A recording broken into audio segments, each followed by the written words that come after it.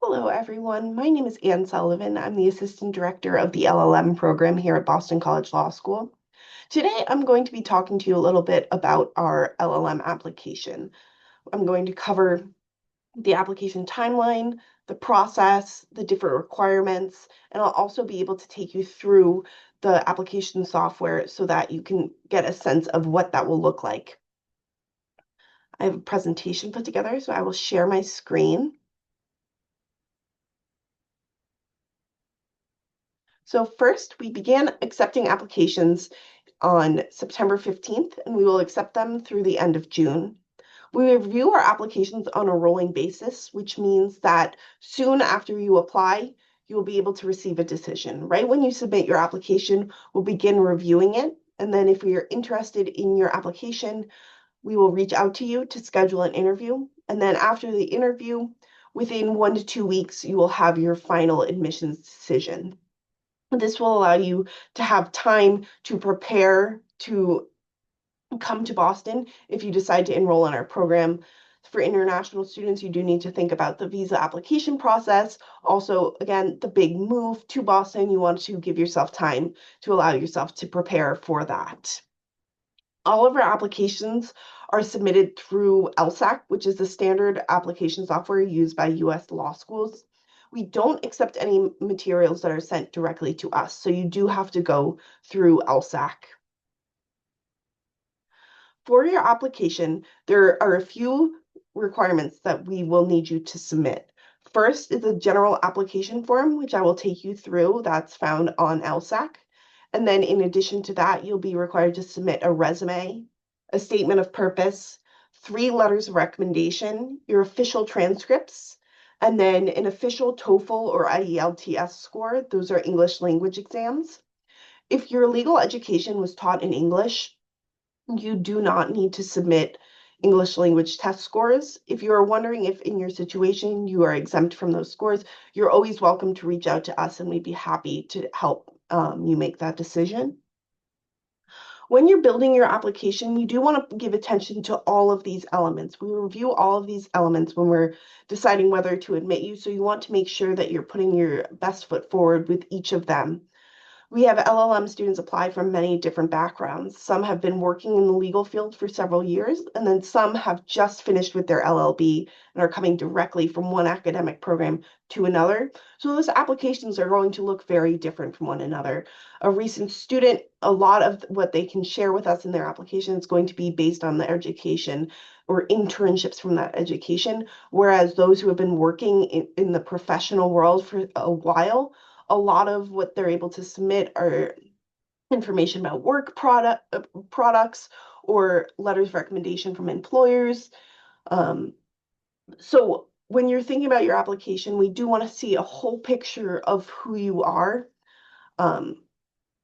With the application too, you do really want to put forward your best work because we use the LLM applications to also determine the amount of scholarship you are awarded. All of our LLM students are awarded a scholarship from the school. These range up to 60%. There isn't a separate application for scholarships. The determination is made solely off of your LLM application. We don't want to make the process more difficult or more onerous than it needs to be. It all happens through one application. So when you're submitting your application, just make sure that you're very proud of it and it is what you want to present. You do have to find the balance between applying soon in the cycle and putting your best work forward. You don't want to rush it, but you also don't want to wait too long. So to access the application, you can either access it directly through our website. If you're searched Boston College LLM, you'll see at the top of the page the Apply Now button. That will take you directly to the Boston College Law School application on LSAC. You can also access the application directly through LSAC. That will mean that when you are going to apply, you'll need to search up Boston College and select our application. Both will get you to the correct spot. And then this is the page that you will see when you click on our application. You can see that it will tell you the percentage of your application that you are complete. That way you can keep track of where you are with the application process and gather any additional materials that are still outstanding. Your very first step is going to be to go to the application. Now, this is the application form I mentioned as the first requirement. As you can see, it asks for your biographical information, your contact information, demographics, all those sort of standard questions that you will see in an application. And then also at the bottom, there are the attachments, statement of purpose, and your resume. Those you will be uploading yourself. The very first step and I like to highlight it because sometimes students miss it and it delays their progress. They're a little stuck. Your very first step, you need to go and click instructions and you need to review the instructions for the application. I'll show you what that looks like. Here are what the instructions are. It talks to you a little bit about eligibility. And then again, it goes through the requirements, everything you'll be required to submit, all of that. And then at the very bottom of the page, you'll need to scroll all the way down. You select the box at the bottom. I have read and agree to your application instructions. You press save, and then it will allow you to continue and fill out the application form, upload everything you need, and then eventually submit your application. So with the transcripts, you will be requesting those directly from the schools and your schools will be uploading them. That's why they didn't appear with the same attachments as your statement of purpose and your resume. Here, at the very bottom, under step 1, you'll be able to enter the information about your school, and that will send the request to the school to upload your resume. LSAC has software that's able to translate and is able to certify your degrees. And then you can keep up with the progress and be able to make sure that you have uploaded the transcripts. You can see that I have no requests out right now. There is 0 not processed. And then once your transcripts have been processed and they have been uploaded, you'll be able to see that this has been processed. Sometimes you'll be only uploading one transcript if you only have an LLB. Sometimes we get LLM students who have also already completed a master or have other degrees that they want to fill in. And then if you ever get stuck or are ever not exactly sure how to use the software, LSEC has many different resources that can take you step by step through and troubleshoot anything that you might be experiencing. You're always welcome to reach out to us as well. We're always happy to answer questions. I know, especially when you're planning to come to an international program, there's a lot of different things you need to be on top of, and questions can come up at any different time in the process. So no question is too small. We are always happy to help you. We don't want you to feel like you are alone in this process because you are not. The letters of recommendation also work very similarly to your transcripts.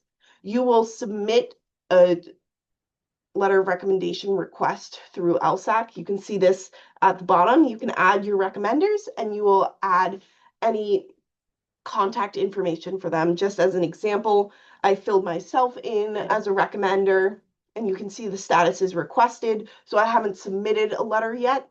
And it's very handy. They have a button right here that you can resend the email. So either the uploading link got lost in the inbox of your recommender, or you need to send them another nudge. You can do it all just through one click. And then just like the transcripts, you can see the status of whether the letters have been received or not. You can see here from this request down here, I have 1 letter outstanding and 0 received. As I covered in the start, you'll be required to upload 3 letters of recommendation. We can accept up to 4, but 3 is the requirement, and that's typically what we see. I often receive questions about who your letters of recommendation should be from.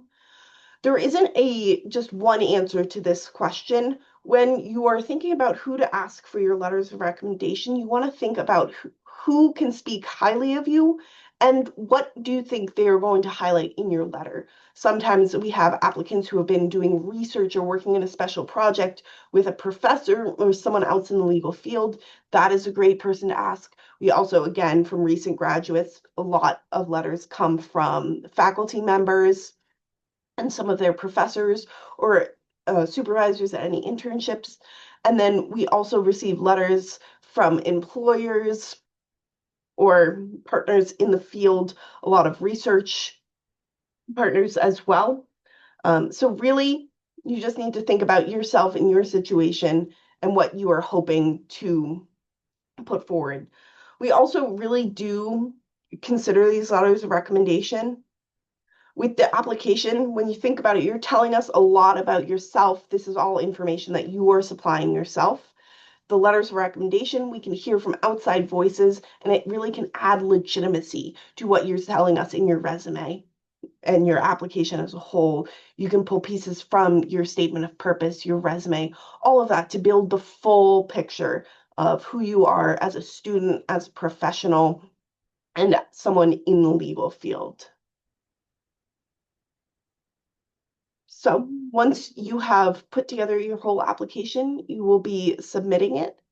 For watching this session, I would like to offer you an application fee waiver. LSAC charges a $75 fee to apply, but we can issue you a fee waiver to remove that fee. All you need to do is contact the email right here, bcllm@bc.edu, and just let us know that you're interested in receiving a code. The codes are unique to you, which is why you need to reach out to us, and we will make sure that you get a code. You'll be able to enter it in the box at the very bottom when you're about to submit your application. You'll see that remove the fee. You can also reach out to our inbox. Again, if you have any questions, we're happy to answer. I also have one-on-one meetings. So if you have questions about your particular circumstance, or you want to discuss more about the program in more depth, you're free to reach out. I'm always happy to meet with prospective students. So thank you very much for joining me today. I hope to see you here in Boston.